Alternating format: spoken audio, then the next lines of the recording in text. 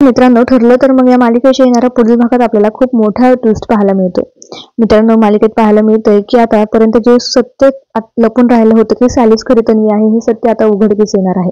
या मालिकेचा आणखीन 2 मालिकेसोबत महासंगम मोठा असणार आहे आणि त्यात पाहायला मिळतंय की या सगळ्यात 11 ते 15 ऑगस्ट दरम्यान आपल्याला 3 महाखुलासे पाहायला मिळतील आणि या स्पेशल एपिसोडमध्ये आपल्याला सायलीचे खरे आईबाबा कोण आहे हे पाहायला मिळणार आहे. म्हणजेच प्रेक्षकांना तर माहितीच आहे की प्रतिमा आणि रविराज हे सायलीचे खरे आईबाबा आहेत आणि सायलीच खरी तन्वी आहे. पण मधुभाऊंमुळे आता हे सत्य आता लवकरच समोर येणार आहे.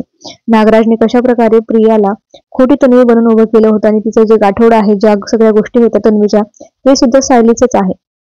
तर आश्रमाचा ताबा मिळवल्यानंतर मधुभाऊंना खूप मोठ्या गोष्टी भेटतात आणि ज्यावेळेस प्रतिमा आणि रविराज आश्रमात येतात तेव्हा सायलीच्या भूतकाळाशी त्यांचा संपर्क होतो आणि अखेर ते गुरुजी समोर येतात. त्यांना सायलीला मधुभाऊंच्या हवाले केलं होतं. आता ते गुरुजी आता सगळं सत्य रविराजला सांगतात की ती मुलगी मला भेटली होती, तिच्या आई बाबांचा ऍक्सिडेंट झाला होता आणि त्यानंतर त्या मुलीला मी मधुभाऊंच्या हवाले केलं, कारण ते आश्रम चालवत होते आणि ती मुलगी प्रिया नव्हे तर सायली होती.